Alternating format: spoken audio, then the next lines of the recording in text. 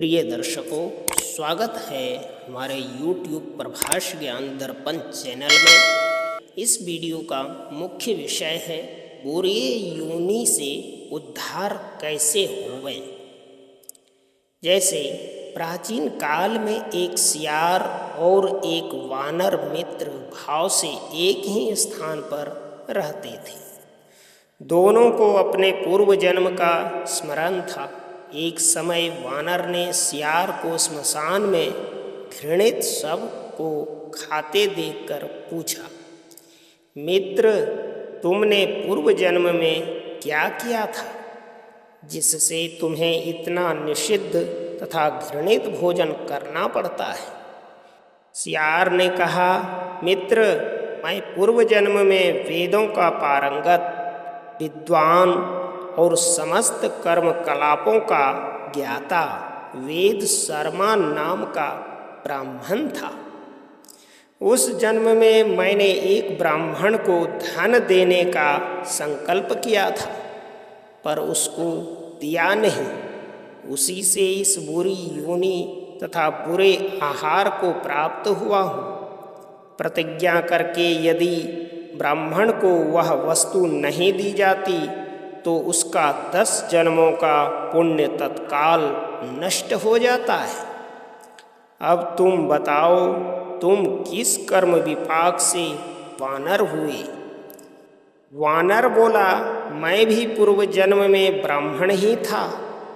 मेरा नाम वेदनाथ था और मित्र, पूर्व जन्म में भी हमारी तुम्हारी घनिष्ठ मित्रता थी। यद्यपि तुम्हें यह स्मरण नहीं, तथापि पुण्य के गौरव से मुझे उसकी पूर्णतया स्मृति है।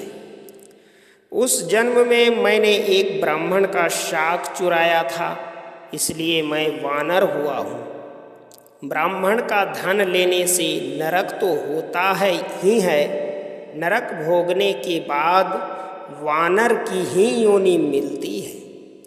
ब्राह्मण का धन अपहरण करने से बढ़कर दूसरा कोई भयंकर पाप नहीं है। विष तो केवल खाने वाले को ही मारता है, किंतु ब्राह्मण का धन तो समूचे कुल का नाश कर डालता है। बालक दरिद्र, कृपण तथा वेद शास्त्र आदि के ज्ञान से शून्य ब्राह्मणों का भी अपमान नहीं करना चाहिए, क्योंकि क्रोध में आने पर वे अग्नि के समान भस्म कर देते हैं। सियार और वानर इस प्रकार बातचीत कर ही रहे थे कि दैव योग से किंवा उनके किसी पूर्व पुण्य से सिंधु द्वीप नामक ऋषि स्वेच्छा से घूमते हुए वहीं पहुंच गए। उन दोनों मित्रों ने मुनि को प्रणाम किया और अपनी कथा सुनाकर उद्धार का रास्ता पूछा। ऋषि ने बड़ी देर तक मन ही मन विचार कर कहा, तुम दोनों श्री रामचंद्र जी के धनुष कोटि तीर्थ में जाकर स्नान करो।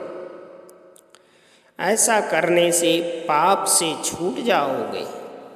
तद अनुसार सियार और वानर तत्काल ही धनुषकोटि में गए और वहाँ के जल से स्नान कर सब पापों से मुक्त होकर श्रेष्ठ विमान पर आरूढ़ होकर देवलोक में चले गए।